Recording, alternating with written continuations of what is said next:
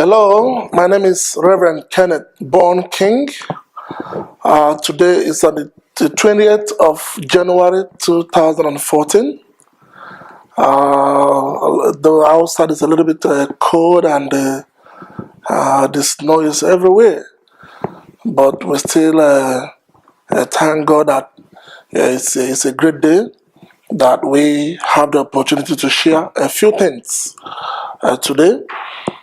Firstly, I would like to appreciate the crew that are here together with me today, and also my personal assistant here in Canada, in the person of Reverend Pastor Mrs. Yvonne Nelson, whom the Lord, brought us into connection some few years back. And I really want to thank God for her life and what God is doing in her own life. And all the testimony for few places I have sent her that I did not go with her. And whatever she did there, they called me and testify of, her own personal ministry and what God, did in such programs through her. And I'm really happy to see much places also that I'll be able to send her forthwith, even as she's preparing to go and preach in the church of one of my partners in Paris, in France, in UK, and also in New Zealand. And that is where she's preparing to go in this new year, 2014. But myself, my very self, time might not permit me to say all or to talk all I wish to share, today. But probably in the next segment of this forum, I'll be able to talk, in different diversities. But now I really want to, say a few things very precise and particularly on a subject, on a topic that has much to do with realization of vision. Vision realization. How can one realize his dreams, his vision? How can you know what you are pursuing, if it is a vision or if it is a career? Career is not a vision, and a vision is not a career. Vision is not a dream, and dream is not vision. But vision can come through dreams. So by the time we'll be able to deliberate on these particular issues in a short while, I believe that you will be able to grasp something from it. So I want to appreciate you, viewers out there, to pay attention and see things that could register in your heart for your own good. For a start, I want to read in the scriptures in the Bible. For we start at the beginning is the Word, so I have to go back to the Word of God. In the book of Habakkuk, it's a popular chapter in the scripture. Habakkuk chapter 2 and verse number 3. And it says, "For the vision is yet for an appointed time, but at the end it shall speak, and not lie. Though it tarry, wait for it, because it will surely come, it will not tarry." From this particular portion of the scripture, if you will permit me, I would like to break it into three. That will be the base of what I want to share together for a better understanding. It said, "For the vision is yet for an appointed time." When you have a dream that speaks about, your future, when you have a dream or you have an inspiration in you, a drive that points you towards a particular direction of life, that is a vision. A vision could simply be, defined as vivid, imaginative conception. A vision could be seen as a purpose of your existence. Why are you here on earth?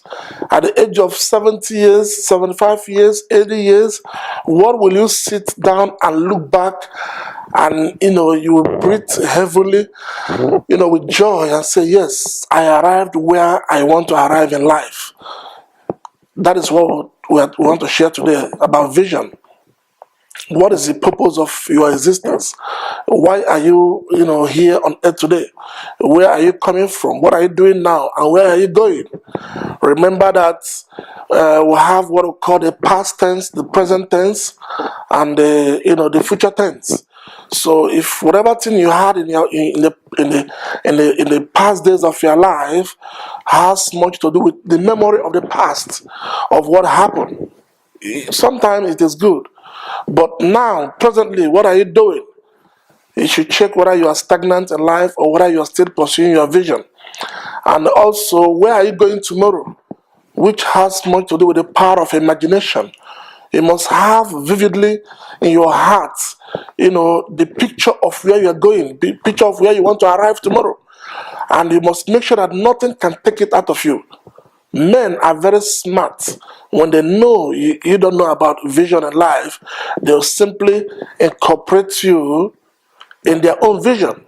And the day you take a step or a stand or a decision, say, no, what I left behind in my life, which is my vision, I want to go back to it. Sometimes you might not find it easy, because where you are, it will not be easy for them to release you. And if you decide to go to them, you are rebellious.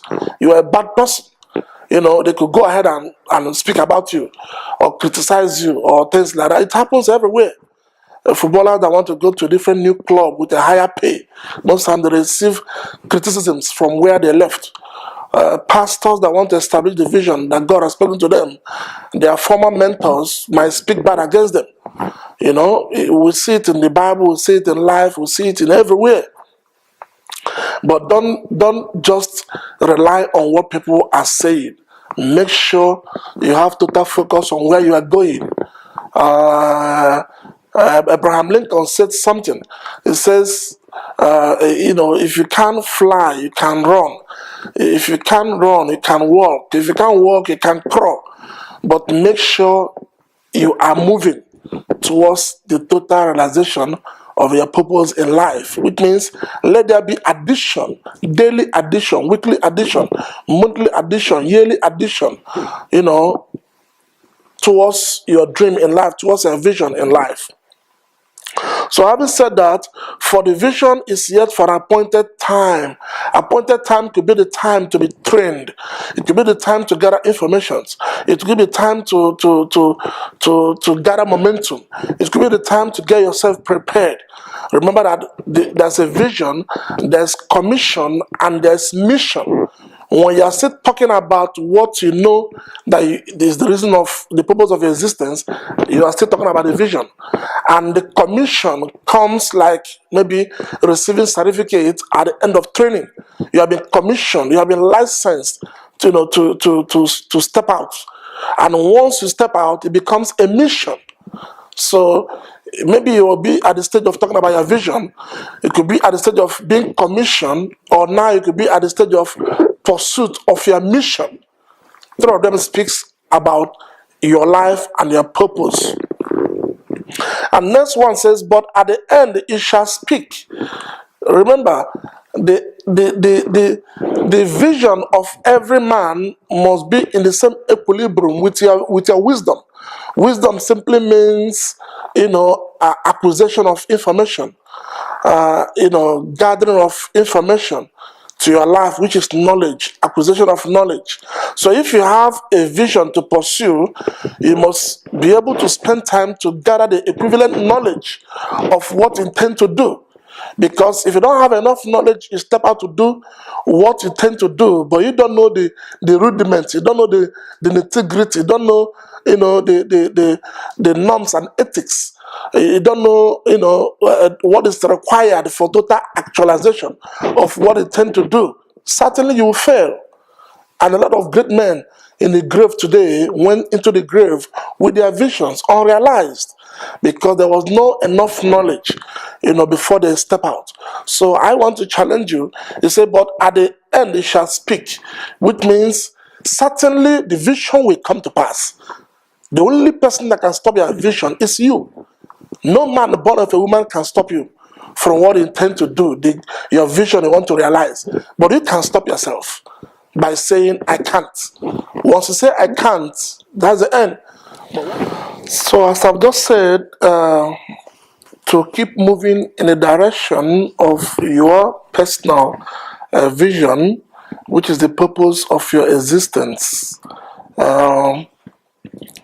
there are things I would like to add to it. Things don't just happen. The Bible said there's no cause without a cause.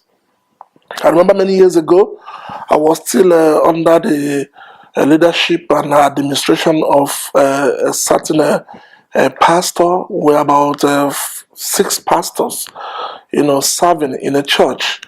At the time came, the senior pastor asked us to go and pray for a particular purpose. And while we embarked on that 3 days prayers and fasting, and that was when, I received a vision from God, or a dream from God that speaks about my life. I've been trying to know much about myself, trying to know what am I supposed to do in life? Where am I going from here? And that was, many years ago, precisely 1998 or thereabout.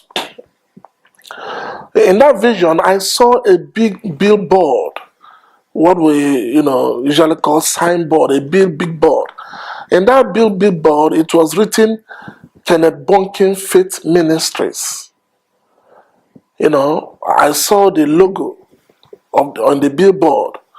I saw that from that logo there was 12 different lines that was drawn from the logo, 6 on the left and 6 on the right. And each one has what it represents from that vision. Just like when Martin Luther said, I had a dream. Nobody was there when he had that dream.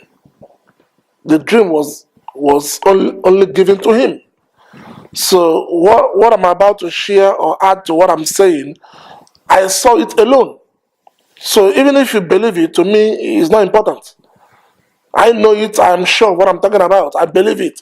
I saw it.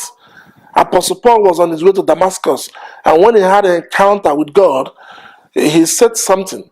He said, people that are with me, they saw the light, but only me had the voice. So there is peculiarity in what he said. That's what I'm trying to say today.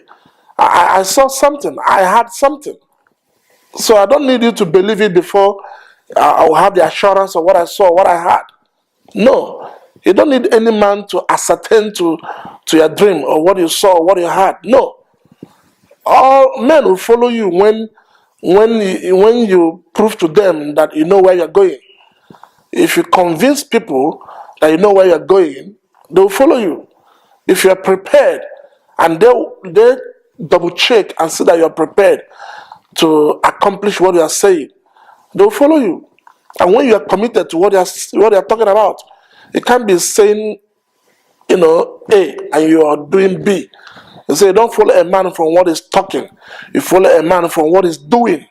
The doing is where people want to look at before they will decide whether to follow you or not.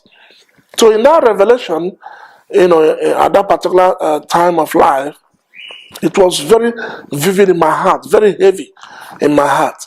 But I don't know how to go about it. I was still under a church serving, while I was also in Bible school, being trained.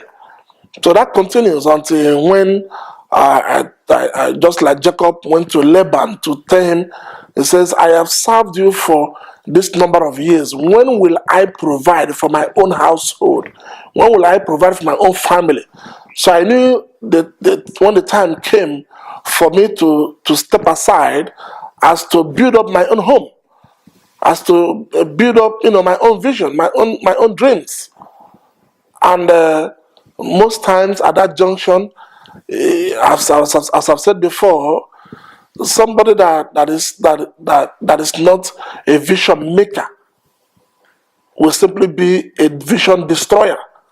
So you have to know people you share your dreams with.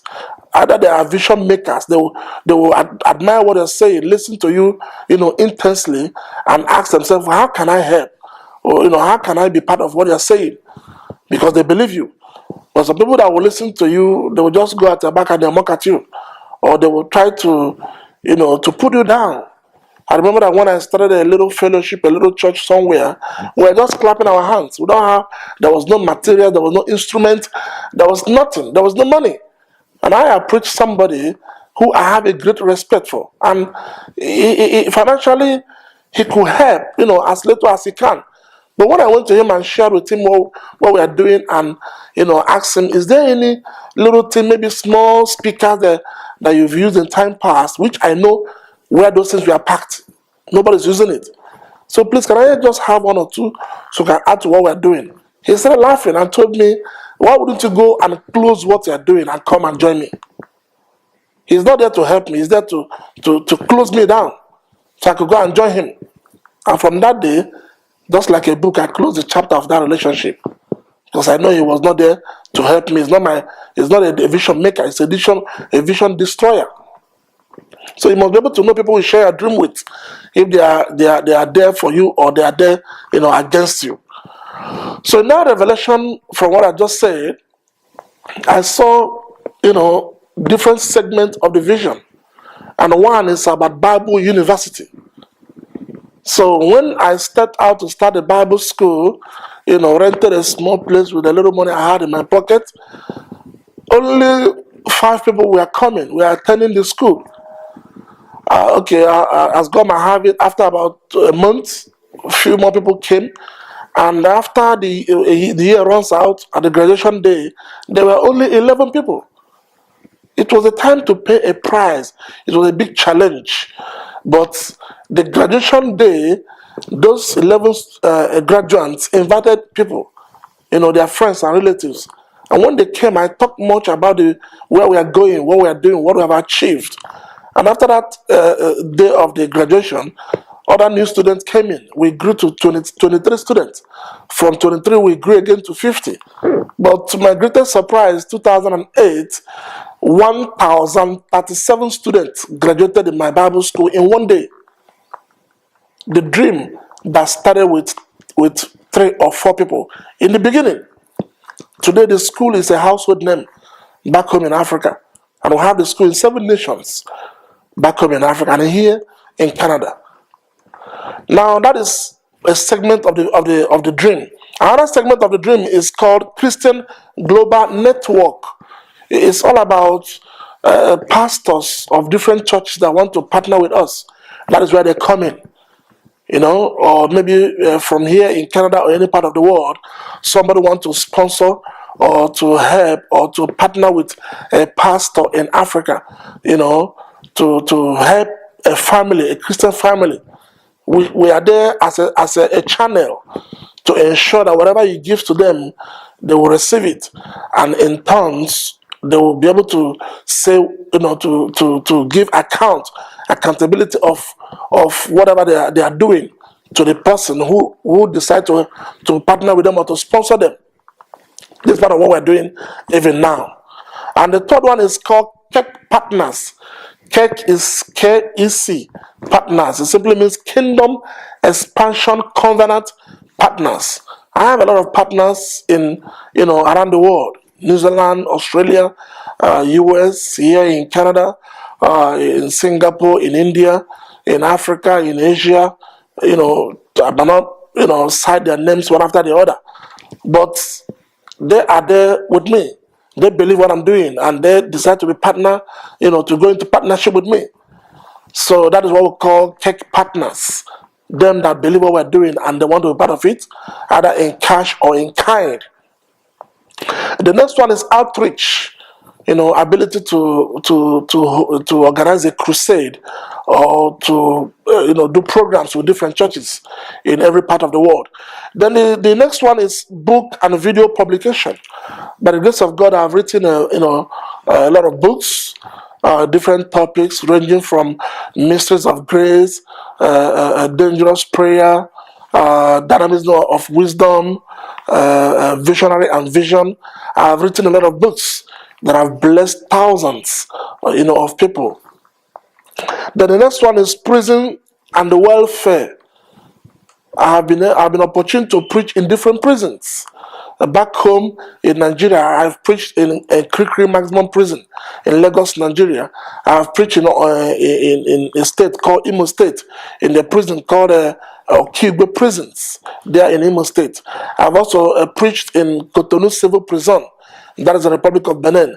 I've preached in a prison called Maka Prisons in Ivory Coast, there in West Africa. And here in Canada, I have been invited severally to preach at Blue Waters Youth Center. It's a prison in Ontario. I've gone there several times to talk to inmates, and a lot of them, there's a change. Change is coming up in their lives. So that's what we're talking about. Prison and welfare, not just only going to preach, but to extend our arms to them, see how best we could help. I've taken letters from prisoners to go and give to their parents. I have gone to arrange for a lawyer for prisoners who doesn't have lawyers, and their case has not been mentioned. But when the lawyer came in and go to meet the judge or go to the justice, the file, whatever it was kept, was brought out, and there was a hope. And finally, some of them are liberated, some of them are asked to pay some certain money or whatever. A lot of them are there languishing. Somebody has to do something. So it is part of our passion, it's part of our burden. But all these 6 things I've mentioned has much to do with what I call sacred, part of the vision. That the Bible School, Christian Global Network, the Cake Partners Outreach, books and video publication, prison and welfare. They are all sacred. But there's also a secular part of the vision. A lot of people are too spiritual. They don't want to relate to people who doesn't talk about the Bible, who are not Christians. I don't believe that. So the other segment of the vision that is secular, that opens door to relate with everybody at every level, that will also give employment to hundreds and thousands of people, not just what we are talking about, but what is part of what we are doing already. One is on the safety and security. We are looking into establishing a security firm, probably back home in Africa, where people will be employed, trained and employed to work as private security guards, which is part of the training I received here in Canada. From the onset, when I came in here, I was trained as a security guard. I worked with CSS, Calgary Security Services. I've worked with Total Security Management. They call it TSM. I've also worked with Gada Securities for a little while, and also I've worked as a security personnel in homeless shelter. So I think I've got that experience. Not only that, I've also gone to school in ICS, International Career School, to obtain my diploma as a private investigator. So I know much about investigation and securities and safety. I went for a safety school, how to ensure safety in an organization or in a firm. This is part of what we want to establish. The second one is on education, creating a platform for kids in kindergarten, elementary school, and high school. Thank God that already the former president of Ivory Coast, at his own time, when we prepared and gave him an award of recognition, he gave us a land. So in that land, we are, preparing to establish the school on that particular land. Then the third one is about transportation. From what I said, in part of the message I've shared before, is that I came from a home, from a family where the family business is transportation. So I knew much about transportation, and personally I have my own taxis, but want to expand it so that it could be, an organization or rather a company. And next one is about a resort center, resort together with hotels where people could lodge in with a reduced price, and their security is guaranteed. This could be established in any nation of the world. That is part of what we're talking about. And next one is our printing press. I have a passion to have a printing press where things will be published, not only my own materials, but the product and materials of others, at a reduced rate. Then the last one is about football club. In my high school days, I knew I played football. That is what we call soccer. I played soccer in a certain level. So I still want to be part of youth empowerment, youth development, to help them discover who they are, enhance their talents, so they can, be successful in life through soccer. A lot of talented, youths that are back home there, by the reason of establishing a football club, we can be able to take them from grassroots and remove them out of the streets and give them a focus in life. That is part of what we have the passion for, and that is the embodiment of the total vision. So all put together, they are 12 in number, and we are doing the best we can do from one to another. We will not be able to start. It must start from number one before number two. No, we could go from number one to number 6, or 6 to 8, but all is 12 in number. You that is a viewer that is listening to me today, you want to be part of what we're doing, at every level, you can just give me a call or email or whatever, ways of reaching me to be part of what we're doing. Or you have questions at the back of your heart that you wish to answer, I think we could give you the best answer to those questions. So having said all this, I want to conclude it with not leaving the stone unturned, of reminding you to give attention, to give, proper recognition to that your dream, to that your vision, to that your purpose. So whatever you are doing today, you need to take it to the drawing board again. You need to double check again to ask yourself, are you really in the right direction of your life purpose? Are you really doing what you should be doing?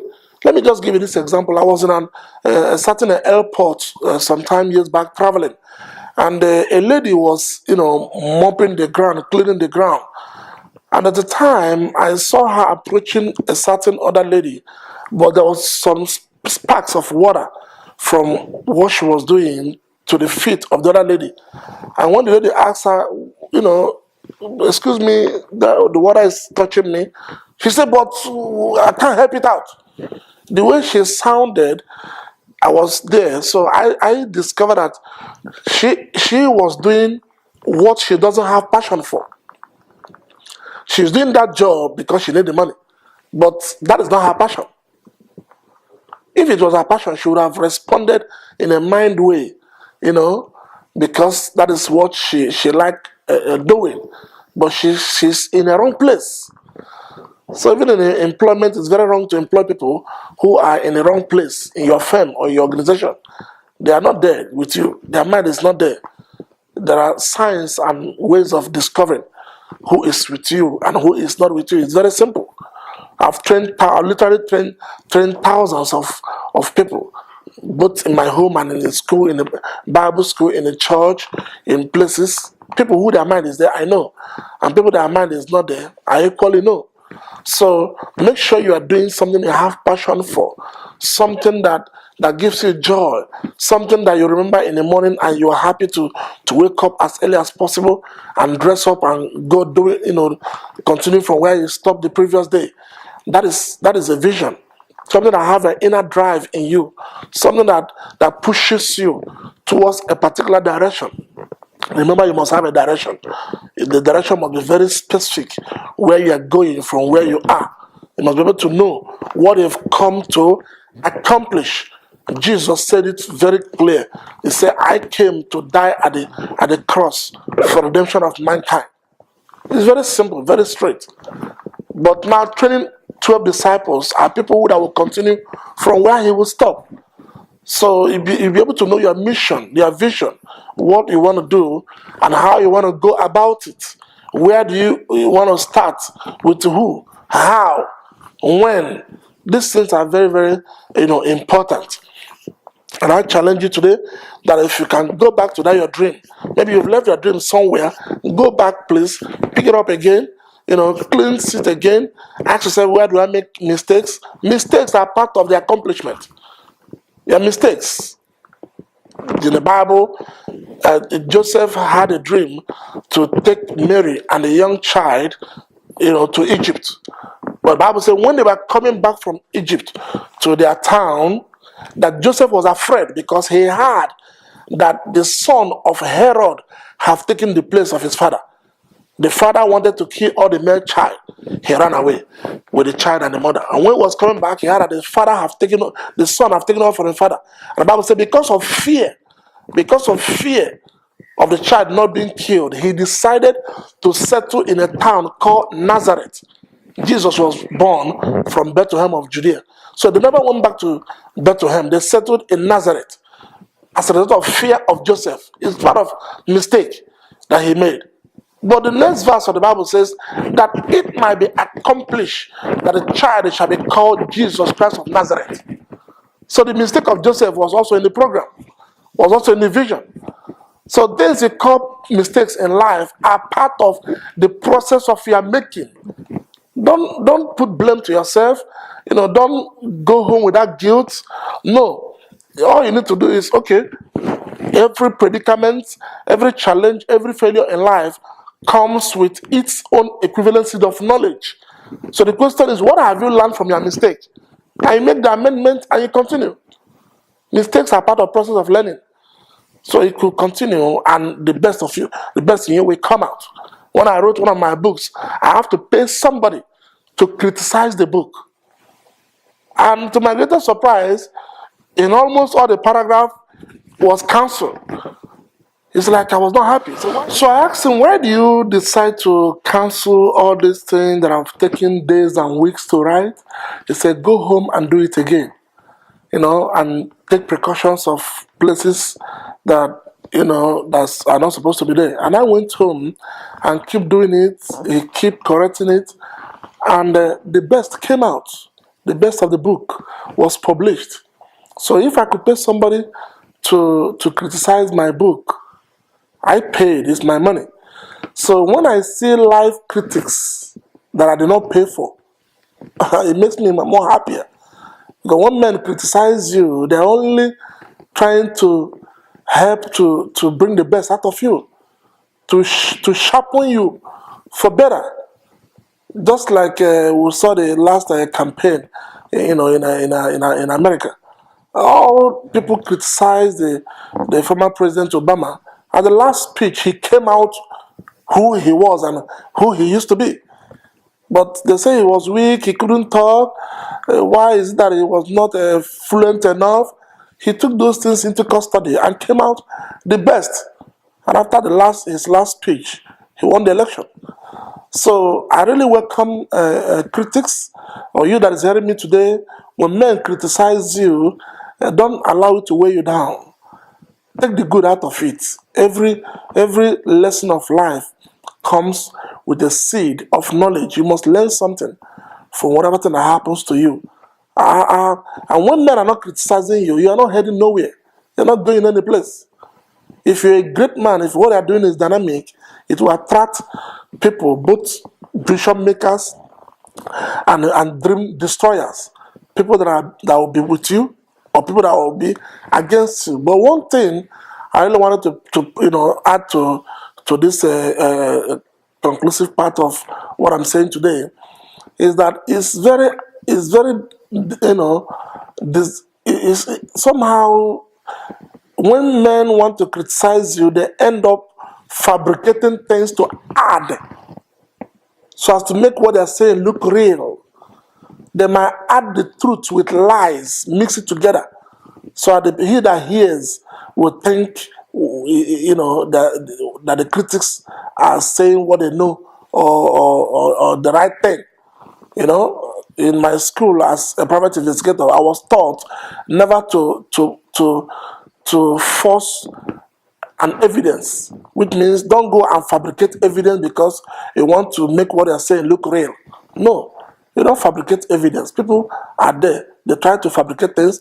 They know how to cut pictures and pictures and join together. They know how to cut voice and join that looks like, but it is not.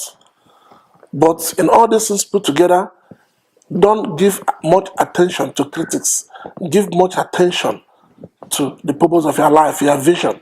And as you keep pursuing it, suddenly you see yourself to the other side of joy, the other side of jubilation, the other side of triumphancy.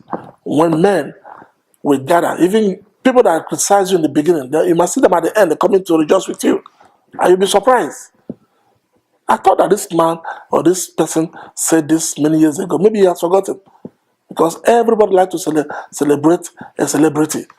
And as I see that you're going towards becoming a celebrity, your enemies in the past will come back to celebrate with you.